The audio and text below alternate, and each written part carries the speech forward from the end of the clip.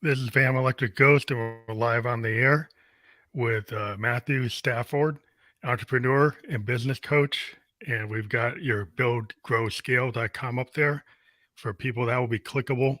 For now, right now, you just have to look at it, and then you could click on it later when we're fully published. But thank you for being on the Van Electric Ghost podcast. How are you doing tonight? Very good, and excited to be here. So you're a kind of a mad scientist behind data and the development of your BGS revenue optimization system. And I think a lot of business people, and I'm in the kind of creative space but a lot Mhm. of people who are podcasters or life coaches or creative folk authors, musicians, we actually still sell product. We sell records, we sell vinyl, we sell tickets, we sell merch. Yep. And so I still Yeah. think, that even though it's not a total like normal business model, we still could benefit from e-commerce scales and different things to optimize, things like Shopify. A lot of artists use Shopify. So, Yeah, I would say the stuff that we'll talk about today, if you have a website, it will apply to you. So um, we specialize in e-commerce, but all that is basically making a sale online. And mhm. so if you sell anything online, this will be applicable to you. So before I get fully started, I want to let people know we are a featured podcast on the Newsly platform. You can see that below. There's a coupon code, and people can click on that later or use it, and they'll be able to get the podcast on that platform. We're a featured podcast on that platform. But again, thank you for being on the show today. And what I think is interesting is maybe you can talk about effective strategies for e-commerce conversion, and maybe tell people what that actually means. So some people who are more creative people might not understand, well, what is that conversion? What does that mean to their business? Yeah, so essentially, every single person that comes to your website is a potential client or a potential sale. And so, what we're trying to do is use the data from your website to figure out exactly what people are doing on it and then optimize that experience so that if you're collecting leads, they give you more leads. If you're making sales, that they choose you and check out on your checkout. Because a lot of people just like view a site kind of like if you're on Instagram and you just view it, but you don't actually like it. Like if you don't hit the like, then we don't actually get the credit. Sure, sure. Yeah, and so what we're trying to do is, if you think about it, your website is your conversation with your client or your customer, and so we want to make sure that you have a great conversation and make a connection. And the way that you do that is with a good experience. Most of the optimizations that we get early on in a site is actually removing stuff, not adding to it. Mm, And the reason why I say that is because most people feel like if they've done any type of, they're looking at their website as the owner trying to make a sale instead of coming to the site as a consumer looking to solve a problem. And mm. so that slight shift makes a total difference in the way that you look at your website. And when you can make that shift effectively, you'll communicate much better with the people that are coming to your site. And it won't feel salesy. It'll feel like a good experience and something that they want to do again. Yeah, that's interesting because a lot of times, people want to throw the kitchen sink at it. You kind of like, I talk to a lot of people that are business owners on the podcast, and they'll typically have their website, it'll be where they can find their their master class, their next in-person meeting or Yeah. presentation. They've got so many things there, and then maybe it's not clear to the person that gets there. Is like, well, what is it that you're trying to get me to get into? Yeah. Yep. Maybe it's So prioritization of what you think as the customer. They're not thinking like the customer, like you said. Yep. And so what we say is each page on your site has a specific purpose. And your homepage is not meant to sell. Your homepage is meant to elicit trust and then give them easy navigation to what they're looking for. So Mhm. on the homepage, if you're a coach, then it would be good to let them know that you're a coach and what type of coaching you do. And then not try to sell them, but just let them know that is your specialty and that's what you focus on. Because then they're going to go, okay, I'm on the right site. These people are doing what I'm potentially looking for, and then easy navigation to what they're looking for. So do you have, if they want to look at some of your content to see if they resonate with you, give them a way to see some of your content. If you have a couple different programs, give them a way to look at a good, better, best. Like, hey, here's how you can start getting some information with us. Here's a deeper dive, and then here's where maybe you could sign up for weekly coaching or whatever that is. But essentially, the homepage isn't meant to try to get a check. It is literally to elicit trust and then give them easy navigation. And when you do it that way, it gives you the ability to then, when they go to what they're looking for, you can explain that specifically instead of trying to be all things to everyone. And when you do Okay. that, a lot of times you can you can spell out their problem better than they can, and then they will automatically assume that you're the answer for them. So it's kind of like the elevator pitch for a very specific service or product, that you get to from that homepage rather than trying to do that pitch for everything that you do. Like it's Right. like if you try to do the pitch for everything, you're going to probably fail.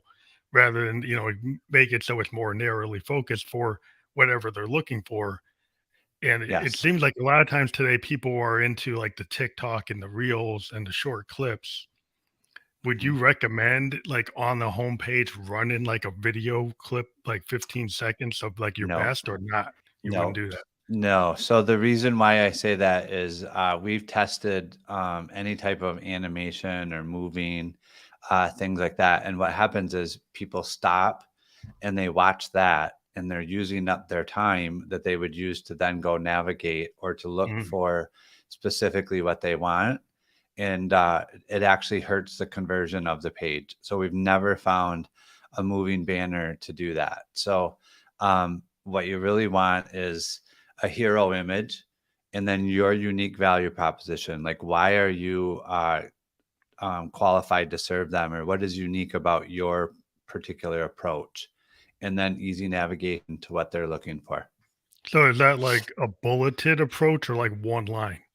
It could be both. Really depends on it. I couldn't really answer that as one way would be best for all audiences. If Mhm, you have three options, there might be a way to spell that out.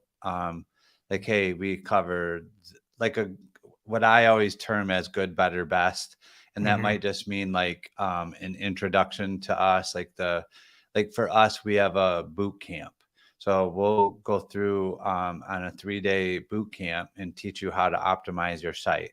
It's $33. So that's a really easy way to get to know us. That's the link that we gave you.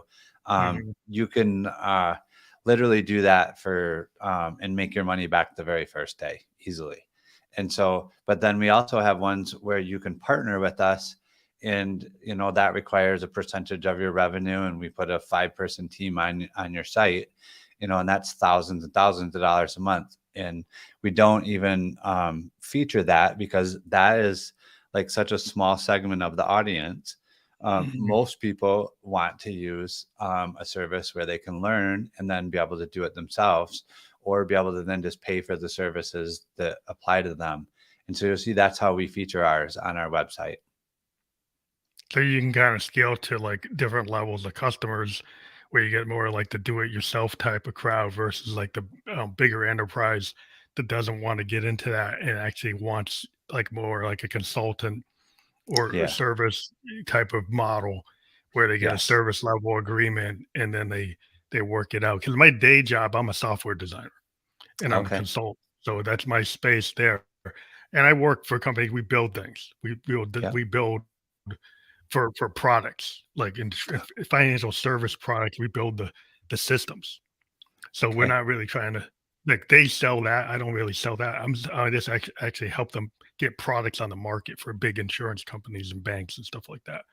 All But right. I understand what you for the bigger companies like that, that sounds like they would take the bigger model, like the other uh, capability to try to get Sure. people to Sure. jump on their pages. But Yeah. But if you wanted to put it into a coaching situation,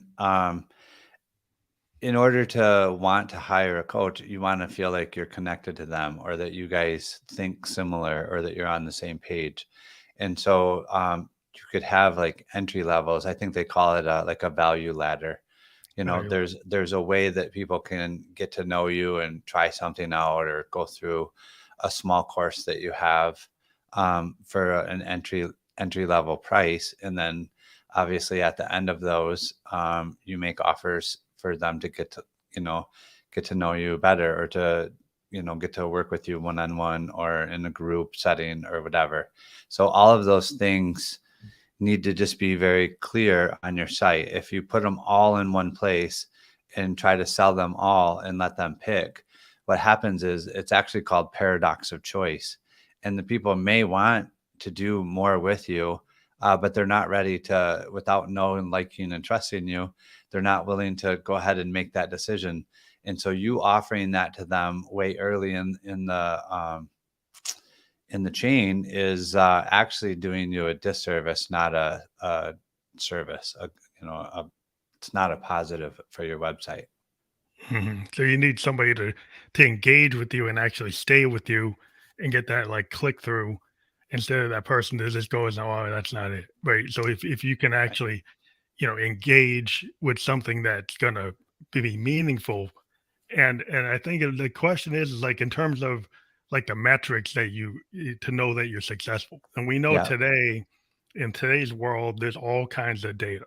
There's all Yeah. kinds of metrics that you can get from people that show you that it's working or it's not working. Hmm. But in terms of that type of metric analysis or figuring out if you're ready to even do this, can you kind of give the proposition as like what's the type of company or person or entity that comes to you, and maybe they have maybe the scenario that led them to you, and why they would engage with you.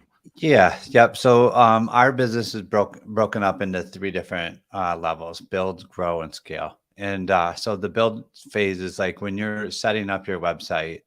Um, there's a lot to do, and if you knew what the best practices are right from the very beginning, then you could set it up in a way that you have the best chance for success. So we call that the build phase.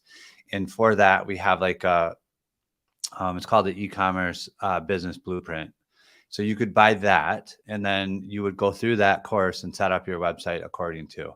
And it's a one-time fee. Man, I honestly don't even know how much it was. I'm not trying to sell it to everybody. I'm just using it as an example. Yeah. And then the grow phase is where we have it's like guided mentoring. We have a membership where what we do inside that membership is we teach store owners what we're doing on our large enterprise clients. So we partner with these big brands. We run lots of split tests, figure out what works best. And then, so what we do is we share the results from that data inside that membership. So that's a monthly recurring amount that they pay us. It's $397 a month. And then we have the scale phase, which is where you partner with us. We put on a bug checker, we put on a front end developer, a back end developer, Google Analytics, and what we call a revenue optimizer. We don't call it conversion rate optimization, even though we are doing that. We call it revenue optimization because conversion rate isn't the only metric that really matters. What really matters is profit. And so we can raise your conversion rate by lowering your price. Your conversion rate will go up. But that doesn't necessarily help you. So we call it revenue optimization, meaning you want your entire site to be optimized so that it's a great experience from when they land on it till they give you money.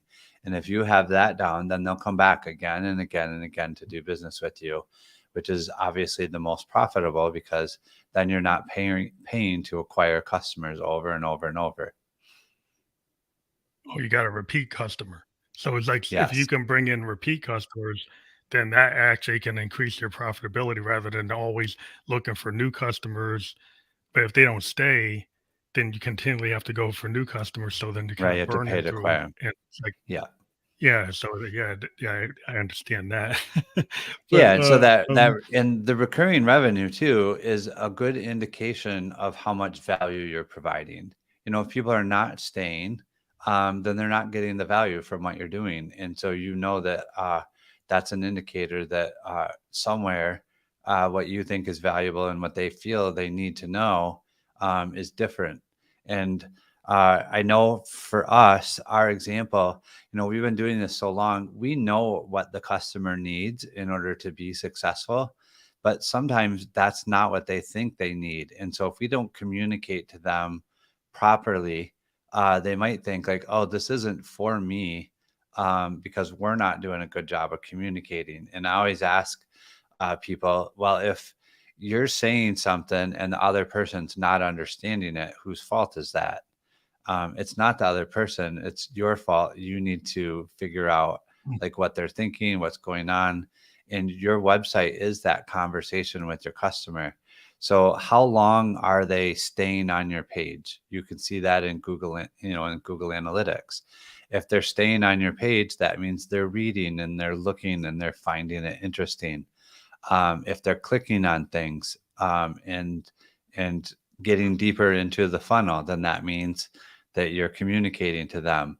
If your bounce rate is super high, it means when they land, they don't think that you're for them, or your site's not working because it's not loading, or different things like that. So all of that data is good if you understand how to read it.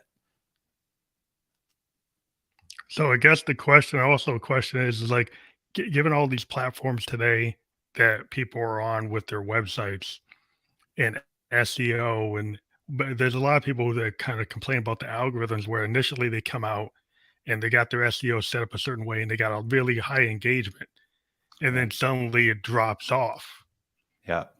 And it seems like there must something going on with the algorithm where you get knocked off and you had everything you thought, and suddenly the platform you're on just like reprioritizes you or does something different, and now suddenly not connecting. How do you solve that kind of business problem? I would say that would require someone that's an SEO expert. We're not. I Mhm. would say that we do technical SEO for e-commerce, but yeah, the platform algorithm changes and stuff like that. I would refer them to someone who specializes in that, just from the simple fact that e-commerce and or online, web sales has become big enough and competitive enough that if you try to know everything, um, you're gonna fail. And so I'm not gonna ever get on and claim Mhm. like, hey, we've got anything that you want to do online. Because if that was the case, then I would think that we were mediocre at some of it and not great at others. And so what we do is we focus on when they land on your website to when they check out or they give you a lead. And so Yeah, ours is, give it a uh, sting. yeah, it's 100% the customer journey that's on the website for sure. So it's a different group of people that deal with that algorithm issue, and there's Yeah. all different types of services that people have. But some people might understand and think, well, this is going to solve that problem. And maybe it doesn't solve this. It's a different business problem that you have to look at and see what you need to do to optimize that. Yeah. Yep. And what I typically tell people is that traffic isn't really your problem. Most websites convert around 2% or less. And so if you think about that, if that's the average, that means for every 100 people that come to your website, only two people found it valuable enough to give you money or sign up. And so for us, our goal was, okay, we don't want to go get another 100 people and sell two more. I want to get two more of the 98 people that left, or four more of those 98 people. And now my website is twice as big or three times as big as it was from the same amount of traffic. Mhm. And the moment that you can do that, now you can compete with your competitors, and really you can afford to spend more for traffic because you get 6 sales out of 100 or 4 sales out of 100 where they're only getting 2. And so real quickly, you end up dominating that space and becoming a lot more profitable because your website just works better. That's really interesting because some people might be looking at the glass half full, glass half empty Hmm. proposition and trying to get to like 99 and not realizing that in the numbers, if you get to 4 or 6, that that's actually making progress. And some people Oh might not man, be 4 or thinking 6, you that way would because be, it looks yeah, like, yeah, 4%, yeah. I 6%, think you're people are making a kind of, lot of money if your metrics, if you know your metrics. So that is very good for a website, and that's really what we work on. That's 100% what we work on. And if you think about it, they came to your site for a reason. So whatever you did, if you were running an ad and they go, oh, okay, this is for me, and then they came there and then left, it meant somewhere there's a disconnect. So rather than just go, oh, it was, a lot of times people blame it on their traffic. Well, the traffic actually, or the ad actually did the job. It got the person to the website. It was the website that didn't do the job at that point. And so we end yeah. up, most of our referral partners are media buyers because they know that if the website converts better or is cleaner, more understandable, it works well, they'll sell more product. And so it's typically not your ad buyers, it's typically your own website. And I know a lot of people don't like to hear that, but that's the truth. Well, that makes sense because I mean, my daughter's a designer and she's Hmm. really into trying to do very clean or, eye-popping designs, and, that's the nature. She's a sequential graphic designer, and, when she goes to do logos or do anything she does, it's kinda, the eye-catching thing that's gonna get people to stay, or the simplicity of the design. Some people do things that are a little overly complex, and as a musician, the Yes. example is if I layer multi-tracks, I could layer 64 multi-tracks, but it might be more resonant if I only had 4 or 5, or, Yeah. I can actually make my point, and sometimes the space that actually less busy, less too much Yes. going on, because people, you wanna be impactful, and you can be more impactful, sometimes the less is more happens, like in arts, 100%. and do you find that? You find that? Yeah. Yes, we find that with the website too. So, the less stuff that you're trying to shove down their throat, the better it does.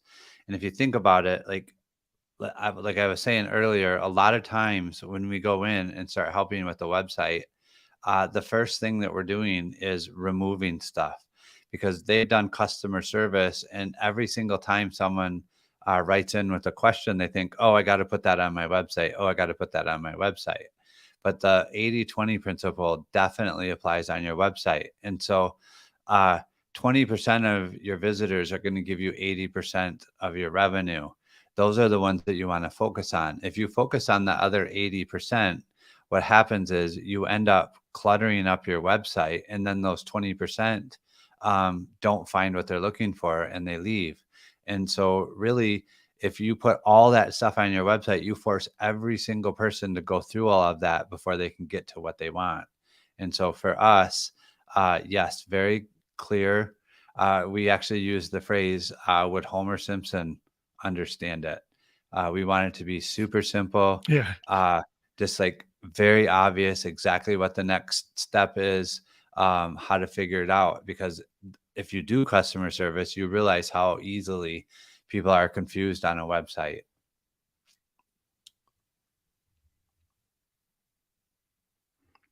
So is it better to make, easily understandable, clickable objects and less having people have to, do a lot of diving into drop down menus or push this and then you have to go to this and then go to that. It seems like to me like if you can have like one click get to it rather than like when I do software design, we say, well, how many clicks can we get this done in? Can we minimize it? So it Right. says like one click is the magic, do or do they have to elaborate because it's something there's some option that they have to pick, but try to make it so it's not overly complicated and it's got too many pages and too many hidden things you got to go into, right? Yeah, so we call that click debt. And people are only going to click a certain amount of time on your website before, if they haven't been able to figure out what they need or find what they're looking for, then they're going to leave. And so, yes, we always say that if you have 5 or fewer items, figure out a way to display those so that they can click on the item rather than a drop down. Drop downs never convert as well as an image displayed. And so there's lots of ways to do that. For sure, you could see examples of it if you go through the boot camp. It'd be a lot harder to describe that in a visual here. But like on an apparel site, Yeah. just for an example, you could have an image of a t-shirt, you could have an image of a long sleeve shirt, you could have an image of a hoodie. And so then rather than have a drop down with those in it, if they could see the visual, they don't have to think about it. They can literally just click the image of what they're looking for and it'd take them Mhm. to the Image t-shirts. clicking. Yes. Yeah. Image as an object. Yeah, that's the kind of common sense. It's kind of like in synth design, there was this time period where we had these LCD menus, and then suddenly you had to dive into all these hidden menus, and Yeah. you had to dive in. And it used to be like on a Moog or a Hammond organ, you just had the drawbar, or you have the buttons, and so you have those surface controls. You immediately could get to it. And what we found is the musician, if they had to dive to find their control, they wouldn't use it. But if the Right. control's on the surface, they use it. So it's the same Yeah. idea. Like if your object selection is clickable, if the object is clickable, then they're going to actually touch it. Right? If Yes. they have to go find something to say, well, how do I get to that? Then they're going to Yeah. like probably leave. Right. That's what you know, happens. So if you look at it, almost 60% of your visitors will never scroll. So that if you don't have it clearly defined or easily accessible above the fold, they won't scroll. And so, one, they need to know that there is more information down below. So we always say make sure that you don't have a false bottom, which is where no images cross the bottom. Like if if your website has a hero image, they should be able to see that there's more stuff down below it and they can scroll to get to it, not just have a flat line and they can't see it. So it's called a false bottom. And they if you can't do see it. that, Oh yeah. that will prevent them from scrolling. And the other thing to remember is before COVID, only about 10% of sales were done online.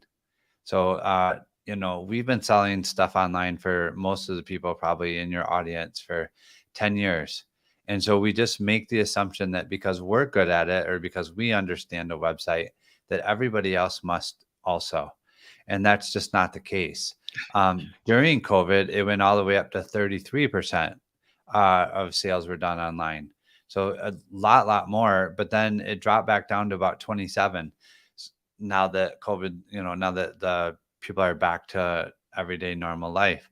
So, in my opinion, I believe that shopping online and buying stuff that way as a normal everyday thing, we're still early adopters. It's only been in the last year and a half that your traffic is more mobile than desktop.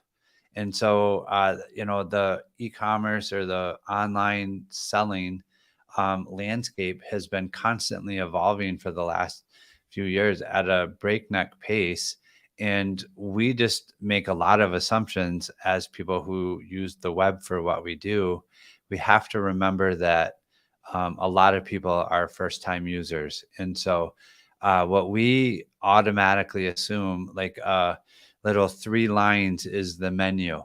Well, if it doesn't say the menu, someone who's never been to the website or someone that's not super familiar with it might not actually know that's a menu, or a little magnifying Yeah. glass. They might think that's zoom. They don't know that's search. And so there's a lot of different things that we can do, like actually just Yeah. label things, like label it menu. Because we always say, would Homer Simpson understand it? Well, if it's a image and there's no text, he's probably not going to just automatically know what it is. But if it says menu, that's pretty clear and understandable. And so Homer Simpson would understand that. And so that's really how you have to look at your website. Come to it as a consumer, not as the owner looking at how to sell more, because you already understand your website. You built it, and you are on it all the time. But if you come to it as that user and try to find things, a lot of times you go, oh, I didn't realize how unclear that was. Yeah, if it is not an easy workflow, it's like the Homer workflow. But then with opportunities today with like AI and like personalization. So the question Yeah. I have when we jump into that, we already know that Google and AI and Amazon, these big companies have, what you see is usually based on what you like. And when you go Yes. to Yes. that page is showing you stuff that you already showed interest in. That your Google Yes. page is probably showing you things that, I as a musician, when I go, I see Sweetwater, I see Moog's, I see Rollins, I see all kinds of stuff. That's what I'm into. That's what I see. Yeah. So Yep. in that way, can people take that level of tech and give somebody a personalized homepage that actually shows them what they're more likely to want? Is that possible? It is. It's probably, I would say it's probably not affordable for 99% of the people. And so what I would say is a better way to take advantage of that is the way that Google and Facebook do that is they look for buyer intent.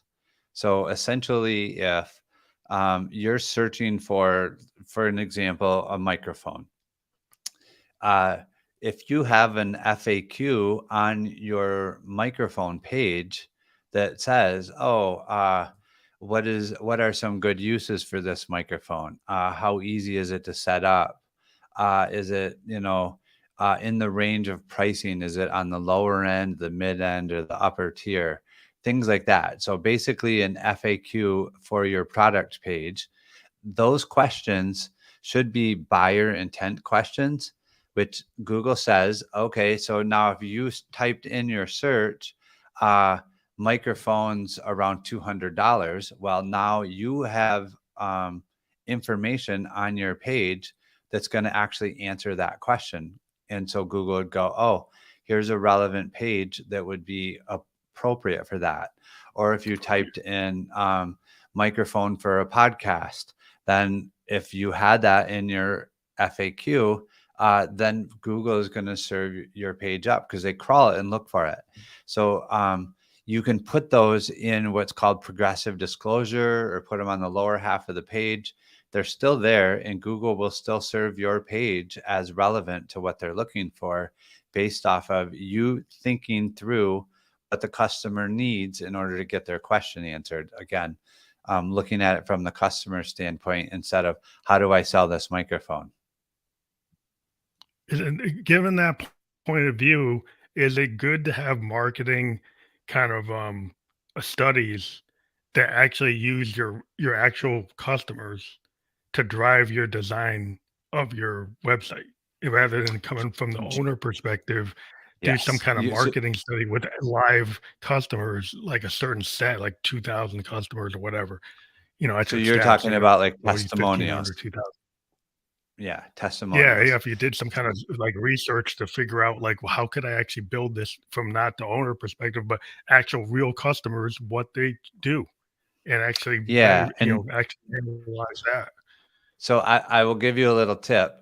What you can do is you can go to Amazon and look at products that are very similar to yours, and then look at the reviews.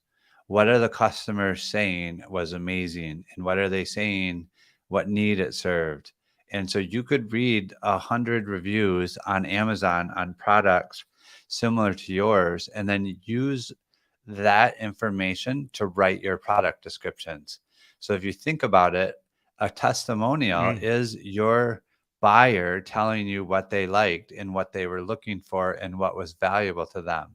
So if you use that to write your product descriptions, and hit those points, your product is going to resonate with the customer or the person looking to buy it, way better. And so we've done that a lot, and it works really, really well. And so now what you can do is you can actually go get a bunch of those reviews, put them into like Chat GPT-4, and say, please analyze all Mhm. these reviews and give me back the top 5 things that are similar in all of them, and then write a product description using those 5 things. And you'll get a product description written that is actually 99% better than what most people have on their website. So that's like an optimized AI version of that type of effort. Like, so you using the AI that's out there, you can come out there with it, like the right choice, the right Yeah. steps to actually engage it. Like people have to have the right prompt, right? You have to have that Yeah. right prompt to like understand like your business and go at it in a way that's actually going to be helpful to what you're trying to do, right? With your business Y- goal.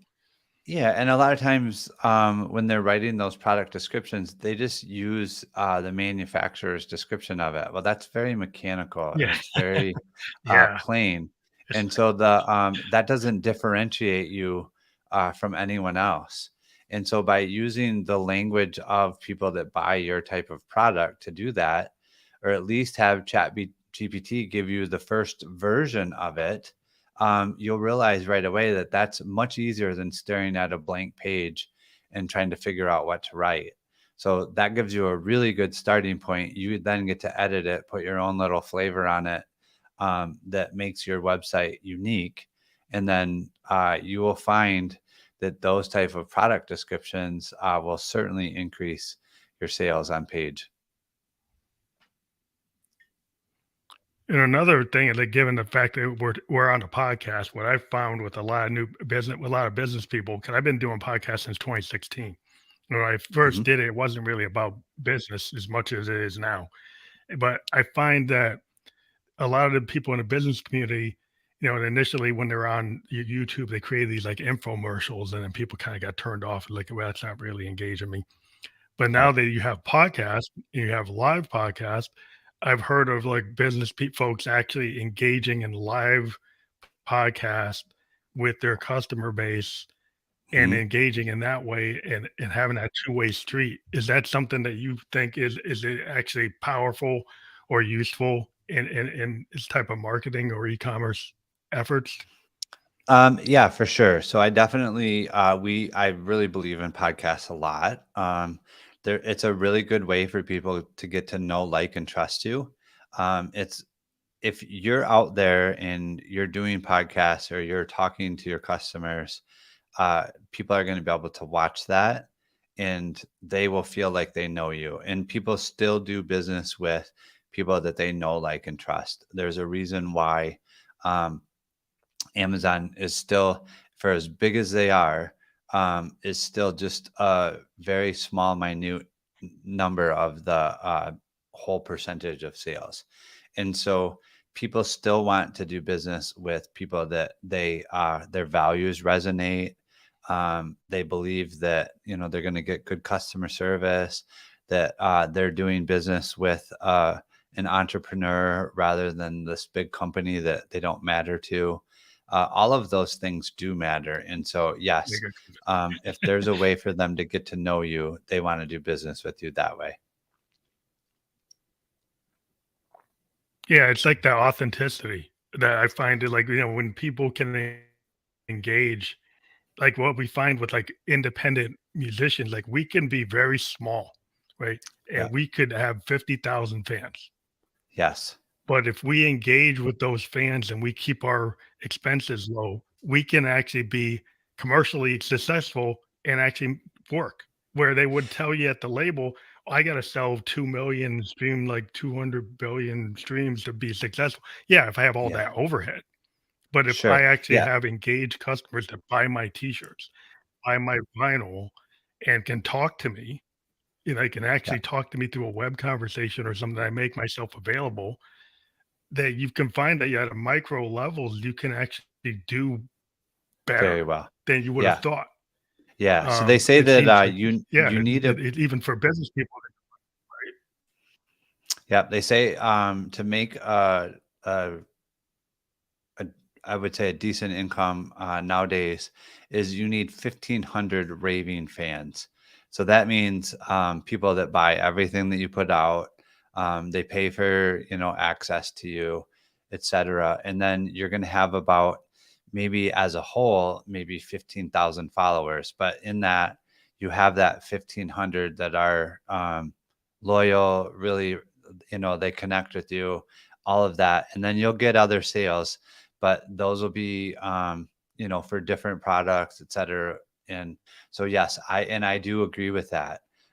Depending on the size of your business and what your goals are, if you have 1,500 raving fans, you can certainly make a 10 grand a month from that size of an audience. And for most people, that's more than enough to make a decent living.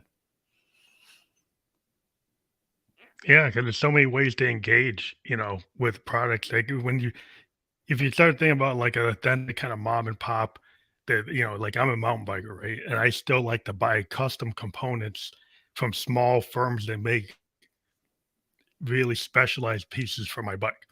And Yeah, you got all these big major companies, but I'll still go to some small manufacturer out of Colorado or someplace in Canada. They get one piece, one component that they make, but because they kind of put their heart into it, and I can actually watch them on the web on a YouTube channel or something, and they'll show you. And the way these companies engage now is they're doing what you're saying. They have these live sessions, or they would go on and show you what they're doing, and it makes you feel like you're connected. And I yeah. and And I if you think think that's about that's it, what people want. if you have a gigantic audience, then it's much harder to be specific for them with that smaller audience. Instead of them having to deal with every mountain biker, they deal with the one that needs that piece that you were looking for, and they do that better than the large manufacturer, because the large manufacturer can't put that much time and attention into each piece. Otherwise, the bike would be too expensive. And so you get to buy the bike from the large manufacturer and then make it specific to you through these other little pieces that you put on it with these uh, niche specific people. And yes, like you said, they can make a very good living. They can create an entire company around individual pieces rather than trying to be all things to everybody. Most people that try to be all things to everybody, their message is so watered down, and it takes such a big marketing budget to talk to that many people that it's not conducive to being profitable. And so you really have to learn who your audience is, speak specifically to them, and that's how you're going to create that set of rabid fans. And the way that you do that is through your website. You don't try to be all things to everybody, but very, very quickly you say who you're serving and who you're not. Because you want the people that are going to spend money with you to know that they're the ones that matter to you. Yeah, it's definitely it's like it feels more like before all this automation that, people wanted these kind of custom, people who have these craftsmen, the craftsman kind of nature Craftsman. of, Yeah. knowing something's hand built. And, that's something I think a lot of people in this world now, even the big companies are finding ways to make customized things, even though it's on an assembly line. They try to offer options that make it seem like, oh, this is like my product because I actually changed so many pieces of it. It's not the standard thing. So I Right. think that seems to be like a very successful like marketing concept out there today. Yeah. Yeah, I mean, we're human by nature. And so, yes, we continue to find ways to automate and make things easier and communicate with a lot more people easier. But in the end, um, the consumer really only cares about themselves. They're caring about like how the product is going to fill their need. And so, uh, yes, you can talk to all these people, but if they don't feel like you're talking to them individually, that Just to matters. them. And so it's very evident in like email marketing, which is a very big part of online sales. When you talk to them as, hey, we're very happy all of you are here. Well, all of you, they don't care about all the other people. They only care about themselves. And so um, it needs to be to one person. Like, I'm really glad that you visited the I'm really glad you stopped by the website. Mhm. And as a token of my appreciation, when you added that thing to your cart and you didn't finish it, I would like to give you a discount, or I would like to give you free shipping or whatever. But when it Oh yeah, sounds very like customized. it's Yeah, it's something. just to them, that matters. But it's very easy to talk general. And when you do that, you'll feel the difference in those messages. And so there's a lot of ways to optimize your website. It can be through your images, it can be through um, your product descriptions, it can be through the layout of the site, it can be through like what we were talking about earlier, having images of stuff rather than drop down menus, um, telling them why you're unique. Like, what is it about your process that is individual to you? All of those things all serve that same purpose of helping them get to know, like, and trust you so that they want to do business with you rather than your competitor. It's interesting. A lot of people say, like I heard people say, "Oh, email's dead," but I have heard many people on my podcast point out what you just pointed out. That like if you said that to you say all of you type of thing, well, maybe that email's dead.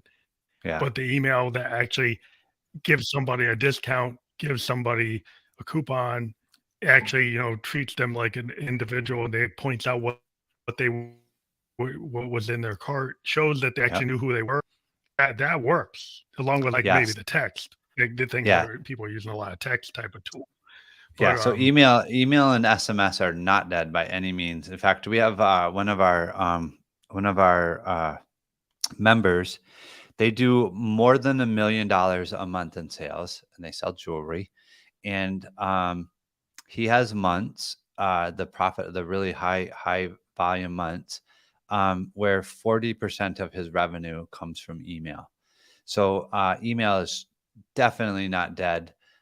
We actually say that if it's less than 25% of your revenue, then you're doing something wrong on your website or in your doing something email wrong. marketing. Um, that channel is good for what we say is, how are they going to know, like, and trust you if you never communicate with them? Well, how can you communicate with them in an effective and affordable way? You can do that through email. So once you get their email, if you're not like hitting them with a sale every single day or buy my stuff, you're actually providing value. Then they want to open your email. If they know that every single time that you email them, it's a last chance sale, or it's a last chance this, or the doors are closing, or da da da da da, you've actually conditioned them to not buy your stuff or to not open your email until you've discounted it as far as it will go. And so your email is meant to nurture relationships and build that know, like, and trust, so that when are in the market to spend the money, they come to you, of course, because you're the one that they like to hear from. That's a consistent theme is the authenticity, the trust relationship, and then actually, treating consumer with respect and not thinking that they can be kind of fooled into something is actually, valuing them. And that's like been a common thread with our discussion. I think that's a really important thing to point out because, if you're going to think in the shoes of your customer, we think, or would you actually buy something the way you're communicating? If you just Yeah. took what Yeah. you're doing and you sent it to you, would I actually buy it? Like, would the CEO buy it? Would the CIO buy it? Would the CFO buy it? Would the directors Yep. buy it? Like if they look at it and say, well, I wouldn't buy it. Like, well, why are you sending that out? Yeah. So if you think about it, nowadays people have a lot of choices to buy from you or your competitors online. And so you have to honor that fact and then make yourself a good choice. If, in the past, you could get away with being profitable and acquiring a customer on the initial sale. It's now competitive enough that it's fairly hard to do that. And if you have to make money on the first sale, the chances of your business surviving are much less. And so it really does force you as a business owner um, to treat the customer the way that you would like to be treated, to where they will come back and buy again and again and again. And when they do that, and you're no longer paying to acquire those customers for sale number 2, 3, and 4, that's when your business becomes very profitable and you actually enjoy it too, because you're not just looking at money going out and going, well, I spent $100 and I made a sale for 150 and my cost of goods are $50. And so I actually broke even. This is no fun. But if you did a good job, Yeah. that person's going to come back and buy again and again. And over time, that becomes something that Probably. you're Yeah. proud of and that people want to do business with you. Well, I think you've had a lot of golden nuggets here in this conversation that a lot of people can use in whatever business level they're at. With the creative entrepreneurs we talked to, I think they can find a lot in what we've talked about today that they'll want to engage on your buildgrowscale.com site. And again, that will be fully clickable. That full link is clickable when we're published. So you can check that out. We're going to be on all the podcast platforms that you can watch or listen to by tomorrow, and we'll send you that link so they can choose whatever landing page the landing page, however they want to engage. But again, that will be fully clickable. I want to thank you for being a guest on the Fam Electricos podcast. It's been really enjoyable. Thank you for being on the show tonight. Yeah, thanks for having me. I had a good time. Thank you. Have a good night. You too.